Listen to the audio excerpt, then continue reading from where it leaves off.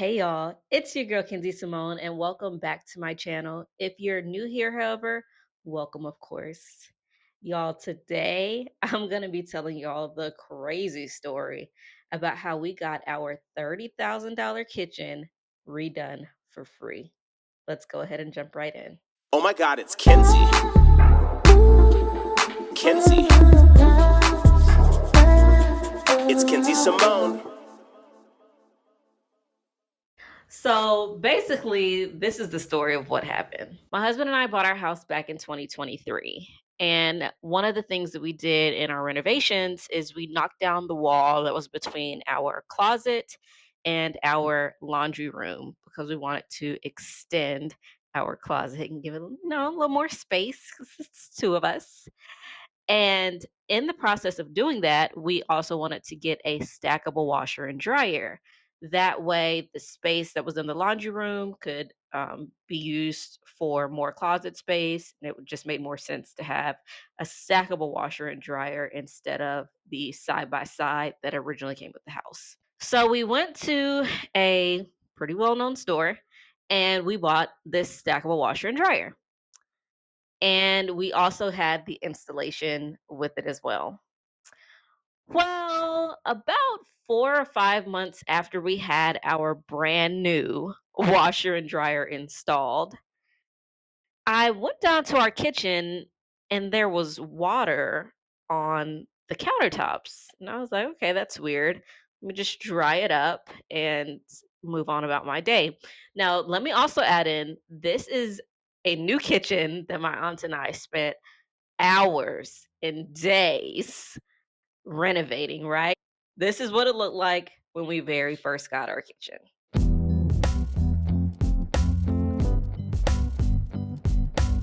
Now, my auntie and I came in and we redid it, y'all. Blood, sweat, and a lot of tears from me.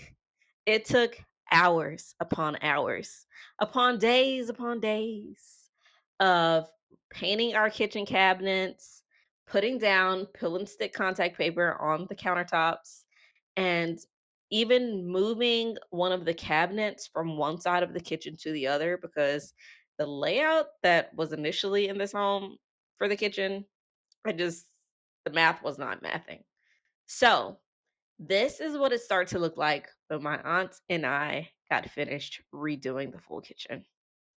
And again, a couple days later, I came back downstairs and there was more water on the countertops. And I'm like, I don't understand why water keeps getting onto the countertops. And I'm like, not even putting water on the countertops. So the math was not mathing.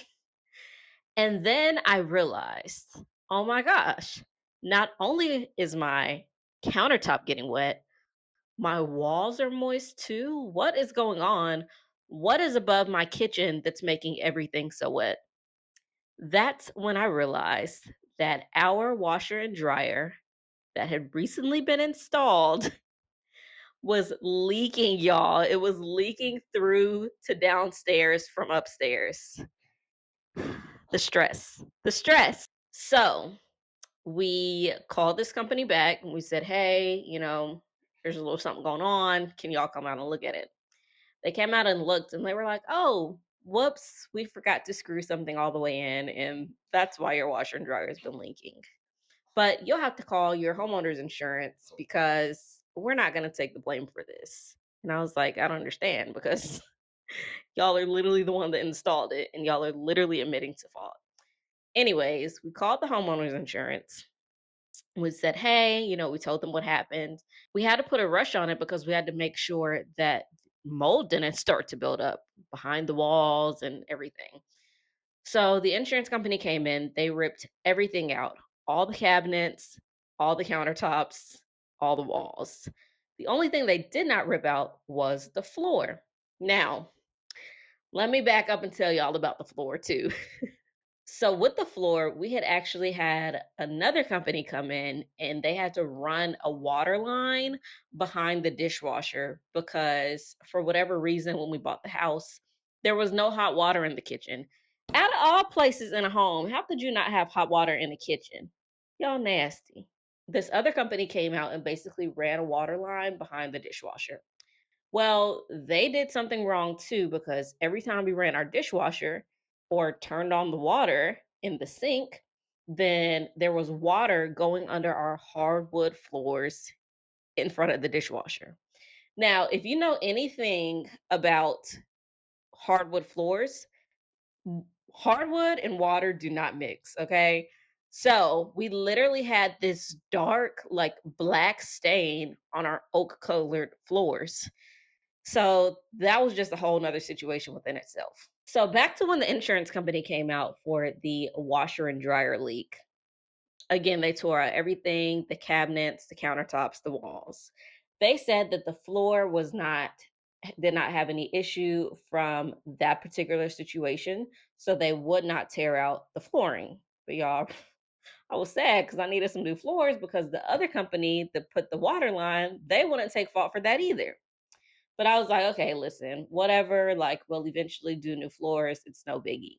So when the people came to actually dry out the walls, they like basically use these machines where it like sucks the moisture out of the air and then it goes through this like water thing, this like tube, and the tube is supposed to be directed to like outside. That way the water is not being circulated within the same room. Well, I guess that guy must have been tired that day because he turned on the machine. He had it all set up, but y'all, he forgot a major part. He did not put the tube outside. So literally it was sucking the moisture out of the air and it was dumping it onto my hardwood floors.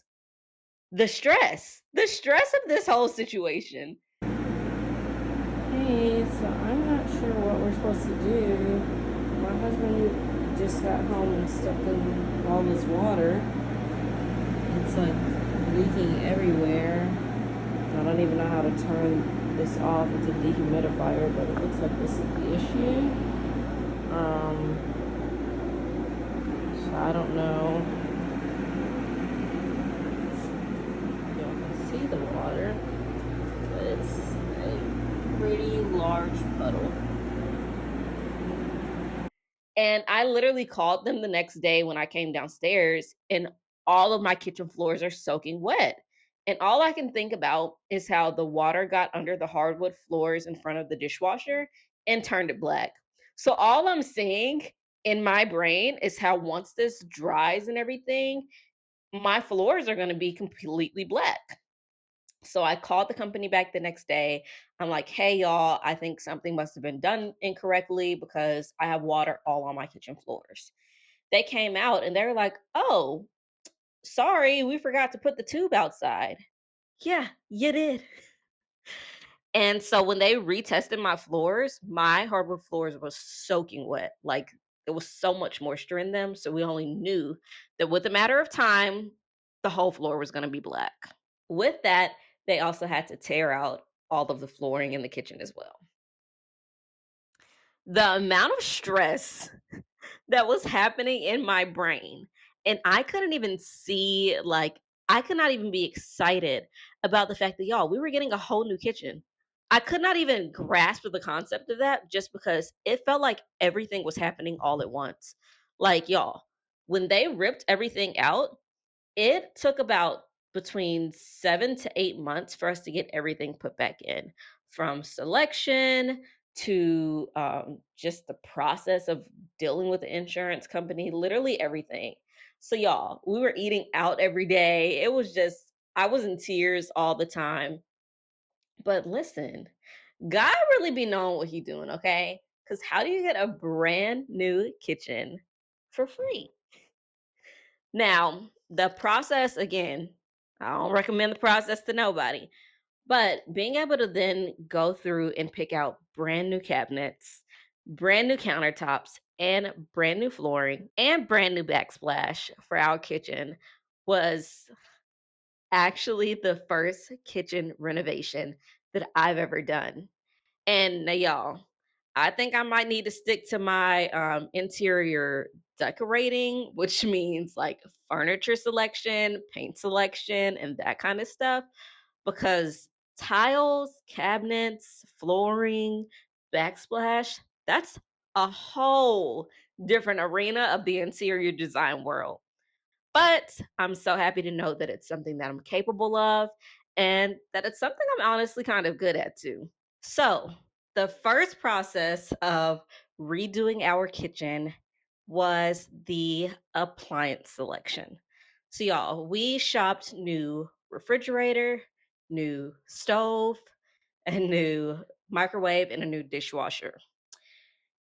Now, when it came to shopping for this is something that I did not think about and consider, which, if you are doing a kitchen renovation, you need to think about the fact that whatever brand that you end up choosing for your kitchen, you need to use that same brand for all appliances. The lady at the store broke it down to me like this: when you get a car and you put four new tires on it, you don't put four different new brands, you put them all as the same brand. I never thought about that because when it comes to resale value, if you have four different tires on your car, the resale value is not going to be as high as having four of all of the same brand tires. So, again, y'all, when it comes to appliances, make sure that you are putting all of the same brand inside of your kitchen. So, the first thing we decided on when it came to our kitchen was the flooring. We got this flooring because it's actually the same flooring that we have in our primary bathroom. And we also had a strip of it in our kitchen already because when we were doing our initial kitchen renovations, we moved the cabinet over from one side of the kitchen to the other. And then we could not find wood, that same wood grain anywhere. So we decided to get the same tile that was up in our primary bathroom and put it as a strip divider between our kitchen and our dining space. So when it came to redoing our kitchen, we decided to just have the floor as the focal point and carry that all the way through the rest of the kitchen. The next thing that we did was we found our cabinetry. Now, when it comes to cabinetry, there are different heights that you can go with. So, depending on how tall your ceilings are, you might want to consider that. There are some people that want to have some space above their cabinets. There's some people that want to stack multiple cabinets due to their ceilings being super high. Then there's some people that will put like the block above their cabinets that's not like a usable storage, but it just doesn't look like a big empty space up there. We decided to get cabinets that were tall enough to go all the way up to our ceiling, and we got them in the color vintage white. Now, I don't have a sample of that to show y'all, but that's the color that we decided on. After we did the flooring and the cabinetry, then it was time to pick out the countertops. Now, when it came to picking out the countertops, I knew that we had a lot of white going on or a lot of cream going on in the space, right? Our floors, they have kind of a very cream undertone. The cabinets with that vintage white, it's kind of like a creamy color as well. And I didn't want to, I love the brightness of it, but I felt like it just needed something to ground it a little bit. And that's why we decided to go with the Black Galaxy countertops. Now, Black Galaxy I love because first of all, it's granite, so you can literally put hot stuff on it. You don't have to seal it. It's not marble. It's not going to stain. You it's just easy. It's just easy. And so we decided to go with granite, and then with the Black Galaxy, it has these gold specks in it. Y'all can kind of see it here. These gold specks, I felt like picked up the gold that was in the tile of the floor. And it was just, y'all, it was coming together so great. I loved it. And the last part of putting together a kitchen is the backsplash. Now, the backsplash literally took me about a year and about a year and 2 months to find. The backsplash was literally the hardest thing for me to figure out. There's so many different options. I had to figure out what shape I wanted to go with. If I wanted to go matte versus glossy. It was just what color to go with. There were so many endless options that I just felt like I just didn't even know where to start. So a few of the backsplash options that I looked at some different wood grains, some different wood panelings. I didn't know if I wanted to go kind of like bring in that different texture. but that didn't work. So then I said, I wonder if I should do something that's gonna like pick up the floor, like match the floor. Then I thought about it and I said, no, because I want the floor to be the focal point. I don't want the backsplash and the floor to be fighting with each other. So this one wasn't it either. I looked at a few different cream options and I just didn't know. I don't know. It wasn't really speaking to me. So I decided to go in a different direction. Then I tried to figure out, okay, maybe these are all too short. Maybe I should go with the longer towel. And in some spaces, this could work, yes. In our space, it cannot. With a longer towel, you really need to have very high ceilings where there's going to be a space where you can have multiple of them stacked and be able to see the full length. If we would have did this, we probably would have only had about 1 and a fourth where you could see across our kitchen. So the long towel didn't make sense either. Then, y'all, I realized what I thought the countertops were gonna do, they only kinda did. They didn't ground the space as much as I needed them to, and then I figured it out. Black. We needed black backsplash. Do we do black matte? That wasn't the answer. Because our countertops had a glossy finish, I felt like the backsplash needed to be glossy as well, which brought me down to these two options. This one had a little too much white in it up against the cream countertops. And this one was just still an option that was a little bit better. So let me show y'all which one we actually decided to go with in this after reveal of our brand new kitchen.